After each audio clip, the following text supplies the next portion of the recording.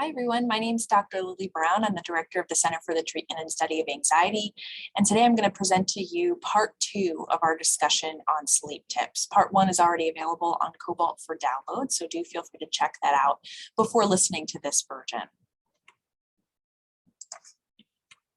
So in part 1, we talked about the importance of restricting the amount of time that you spend in bed, because a number of people who struggle with insomnia have a problem where they're spending hours and hours and hours in bed, hoping and praying that they fall asleep.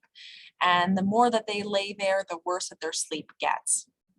And so one of the goals for trying to improve sleep quality is actually reducing the amount of time that you spend in bed when you're not asleep, which is an idea we call sleep efficiency. And so one thing you might be interested in doing just to start to understand more about your own sleep patterns is to actually do a sleep diary. And here I've provided an example to you of what a sleep diary can look like. This ideally should be on paper so that you're limiting your screen time around the time that you're in bed. But what you're trying to track is how much time are you spending napping, what time are you getting into bed versus what time you're actually falling asleep, how many times are you waking up overnight and how long do they last, what time are you getting out of bed, and then what's your total sleep time and the total time that you spend in bed.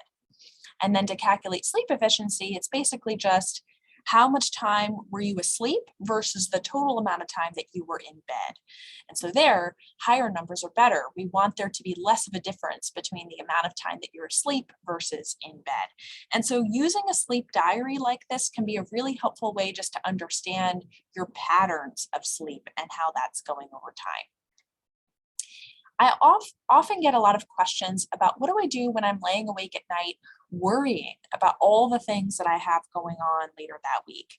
I think it can be really helpful to keep near your bed a worry log, which I recommend is actually a journal or some, loose leaf or piece of paper. It could even be a Post-it note with a physical writing utensil, a pen or a pencil, so that you can write down the worries that come to you. Because what ends up happening when we're sleeping is that, or when we're trying to go to sleep, is that these worries will come into our brain, and it's almost like our brain goes, you better stay awake so that you remember this. This is really important. And then that leads to more arousal, and then it's harder to fall back asleep.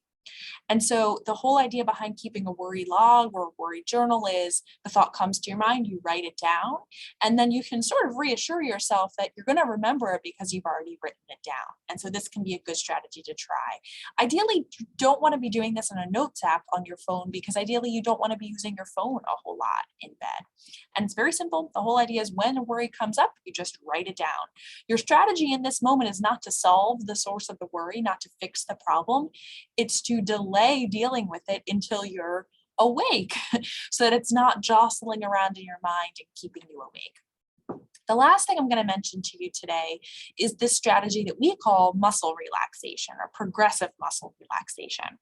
This is a strategy that you can use when you're laying in bed and you're not able to fall asleep at night that looks like basically tensing and releasing your muscles to draw your attention out of this really analytical place, out of planning, out of worrying, and into your body instead.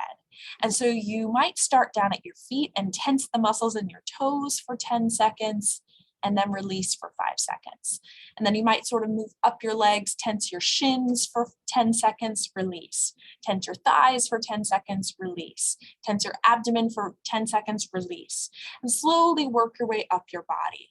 It's a way to help get out of your mind and into your body, which can help you to relax. You can also then start to notice how your body physically feels when you're relaxed versus tense. And then over time, you can start to practice that relaxation posture, as opposed to sitting there all crunched up with your shoulders up to your ears, practicing slowing down, practicing releasing the tension, and practicing noticing that difference physically. I hope that this is helpful to you.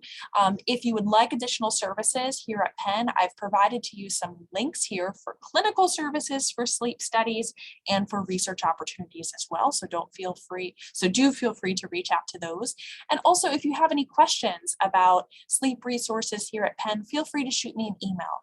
My email is Lily, Lily, B as in boy, R as in Robert at upenn.edu. Thank you, and I hope you join us soon.